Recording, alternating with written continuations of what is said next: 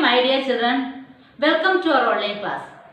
In the previous class, we had learned about Anglo-Maratha Wars, doctrine of lapse, the claim to paramountcy.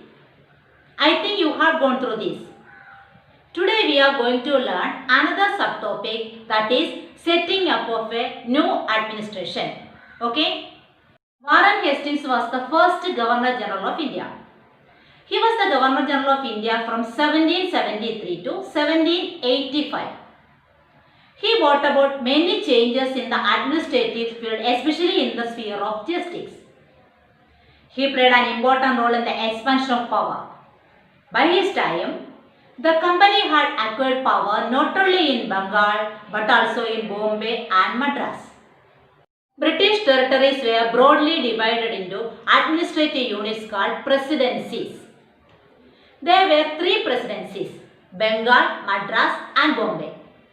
Each was ruled by a governor. The supreme head of the administration was the Governor General, that means Warren Hastings. I already told you that he introduced several administrative reforms, especially in the sphere of justice. From 1772, a new system of justice was established. Each district was to have 2 courts, a criminal court and a civil court.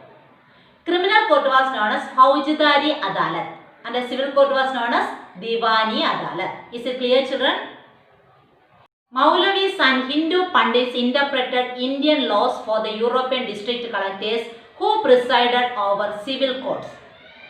The criminal courts were under a Qazi and a Mufti, but under the supervision of the collectors. Qazi means a judge. What is Mufti? Mufti means a jurist of the Muslim community responsible for expounding the law that the Qazi would administer. Expounding means explain. What do you mean by Mufti? Mufti means a jurist of the Muslim community responsible for explaining the law that the Qazi would administer. The major problem was that the Brahmin Pandits gave different interpretation of local laws based on different schools of the Dharma Shastras. What do you mean by Dharma Shastra? Sanskrit text prescribing social rules and codes of behavior. Sanskrit text prescribing social rules and codes of behavior. That was Dharma Shastra. Under the Regulating Act of 1773, a new Supreme Court was established. A court of appeal, the Sadar Nizamat Adalat, was also set up in Calcutta. What's the name of the court of appeal? The Sadar Nizamat Adalat. It was also set up in Calcutta. Is it clear, children? Warren Hastings became the governor of Bengal in 1771. Before his arrival as the governor, the dual system of government was already there and it proved to be very defective and unsatisfactory. Remember the dual system of government that was introduced by Robert Clive in 1765 and it lasted till 1772? There was absolutely no justice during this time. The courts were the instruments of power. That's why in 1771 the company authorities asked the then governor of Bengal, Warren Hastings, to adopt certain measure and ensure that the collection of land revenue was smooth and fair to the local people. When the company acquired Diwani in 1765, a year after the victory in Battle of Buxar, it created a class of middlemen who collected revenue on behalf of the company and exploited the farmers. There was a dire need for a change in regards to civil and criminal justice system. Now keeping that in mind, in 1772, Governor Warren Hastings formulated a new system of justice, which was also known as the Judicial Plan of 1772. So what happened was the area of Bengal, Bihar and Orissa was divided into several districts. Each district was to have 2 courts, a criminal court which was named as Faujdari Adalat and a civil court which was named as Diwani Adalat. And each of these districts had an English collector as its head. Now you can relate how the present-day district administrative system came into existence. The idea behind the plan was to create a fair justice system by correcting the defects and to retain as far as possible the local tradition and codes of law to which the people had become accustomed. That's why the Qazis and the Pandits were asked to interpret Indian laws for the English district collectors. Basically, Hastings' plan was to create a fair system of justice for the local people. That's why we can also say that the Hastings plan of 1772 was in many respects a boon to the people at that time, and the reason we can say so is because before 1772, under the dual administration system, there was no such thing as justice. The famous Great Bengal Famine of 1770 is a perfect example of how worse the policies of the English company were. So many people died due to hunger. It's in millions. They did not invest in India at all. There was a constant loot going on. The change in judicial system in 1772 to some extent brought back the confidence of the people in the government and the justice which they once had under the Nawab rule. But even this plan had a big defect. There were actually two huge defects in Hastings' plan. One was that now the collector acted as the administrator, the judge, and the magistrate. If you see, too much power was given to a single official. And the second defect was the interpretation of the Indian law by the Qazis and the Pandits. Because relying on these native law officers while taking any judgment proved to be unsatisfactory. As you see, most of the time, these Qazis and Pandits used to give an interpretation of the law which were well suited or biased to certain section of the community. And that again created a divide. In 1773, a new Supreme Court was established at Fort Williams in Calcutta. Children, please listen the main points related to this part. Warren Hastings was the first Governor General of India, that is from 1773 to 1785. First point, Warren Hastings was the first Governor General of India, that is from 1773 to 1785. Second point, he brought many changes in the administrative field, especially in the sphere of justice. He brought many changes in the administrative field, especially in the sphere of justice.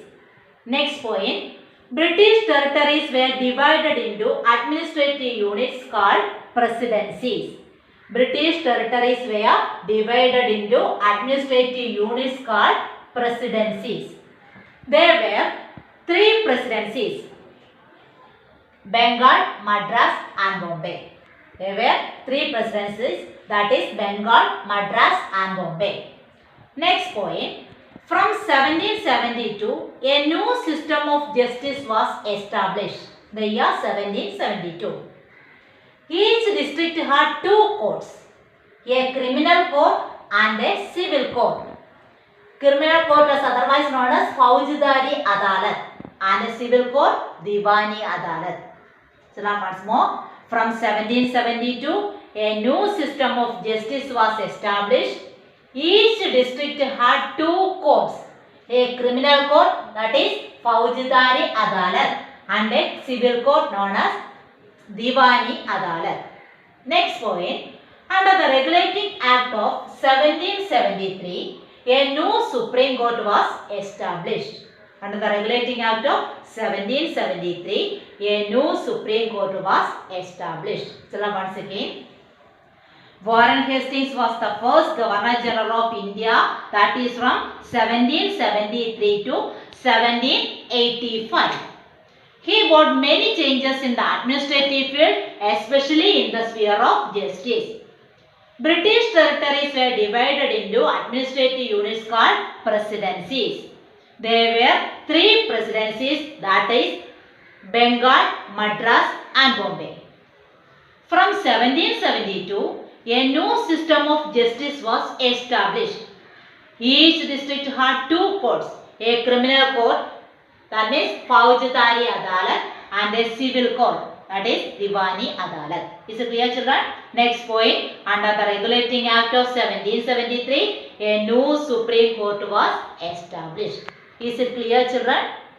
In this part, you have learned three new words: Qozi, Mufti and impeachment. What do you mean by Qozi? A judge.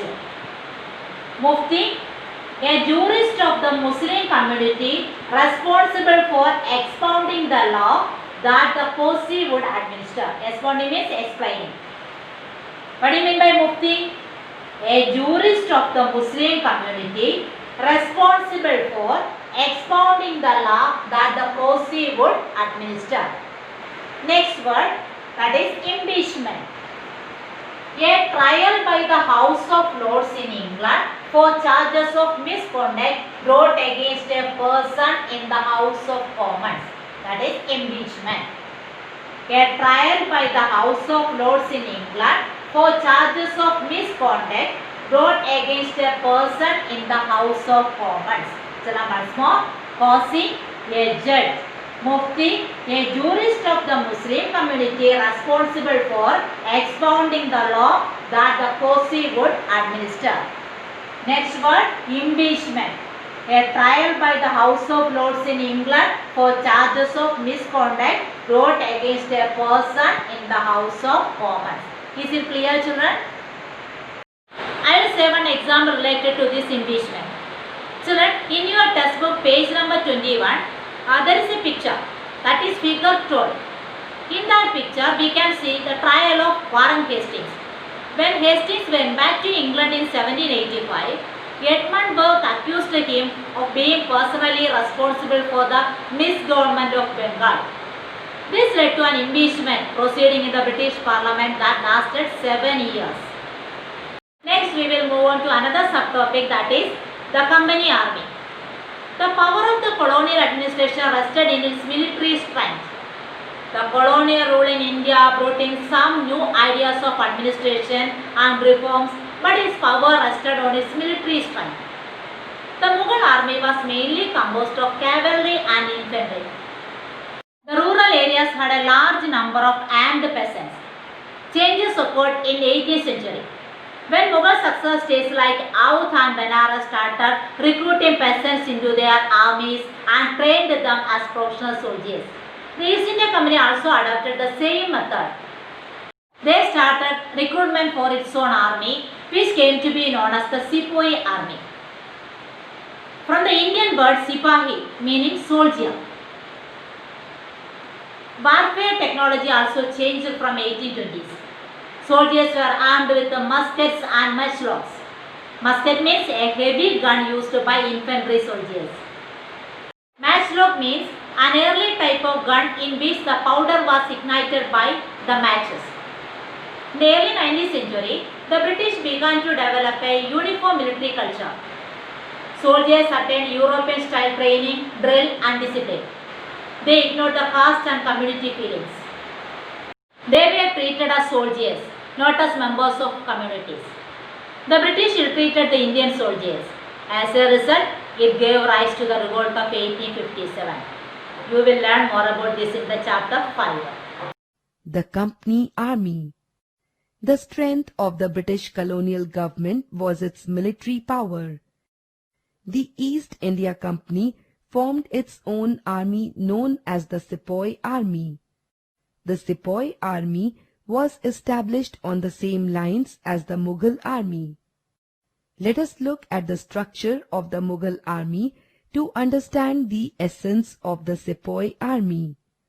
The Mughal army was mainly composed of cavalry and infantry.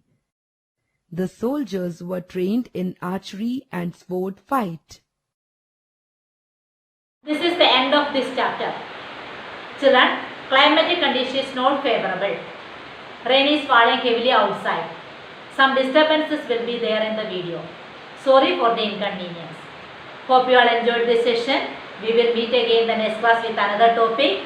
Thank you, my dear children. Thank you all.